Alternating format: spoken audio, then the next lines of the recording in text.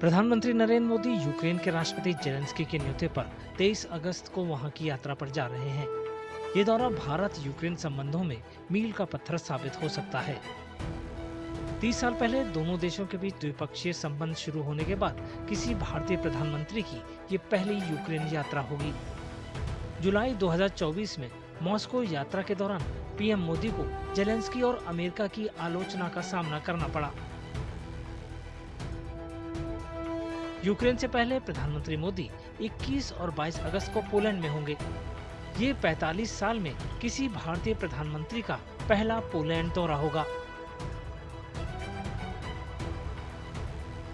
The Americans have requested us, the Western countries have requested us, not only India, but many other countries. And when Prime Minister Modi went and talked to Russia, you tend to, when you speak to somebody and closely, then you understand their red lines. Zelensky had requested India and Italy also to help if we can, because they know that we have certain leverage with the Russians. And therefore, I would say we are taking this step in the cause of peace. And that's what Prime Minister Modi is trying to do. As far as Ukraine, apart from taking the leadership, the relationship to pre-war levels. रूस Ukraine युद्ध के दौरान भारत को पश्चिमी देशों की आलोचना का सामना करना पड़ा था। शांति और बातचीत की वकालत करते हुए भारत ने रूस से पहले रियायती दरों पर तेल पहले से ज्यादा खरीदा।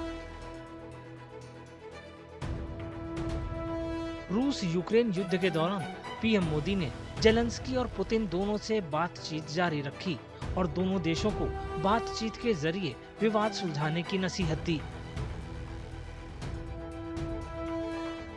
सितंबर 2022 में पीएम मोदी ने पुतिन से यहां तक कह दिया था कि आज का युग युद्ध का नहीं है। रूस यूक्रेन जंग में भारत का रुख तटस्थ बना रहा। भारत ने न तो रूस का सीधे तौर पर समर्थन किया और न ही यूक्रेन का।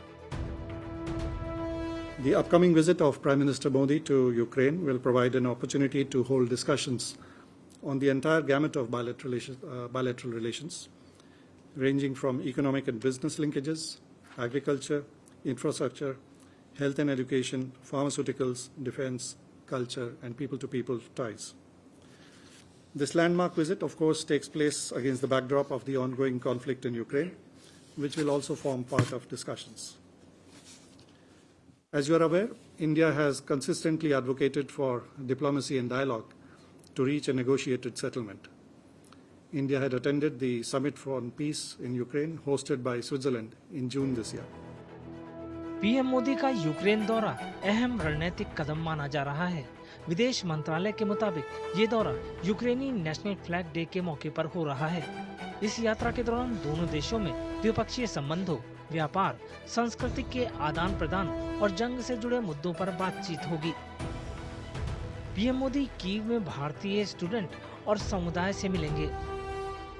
ये दौरा जून में इटली में हुए G7 शिखर सम्मेलन के दौरान जेलेंस्की से पीएम मोदी की मुलाकात के बाद हो रहा है।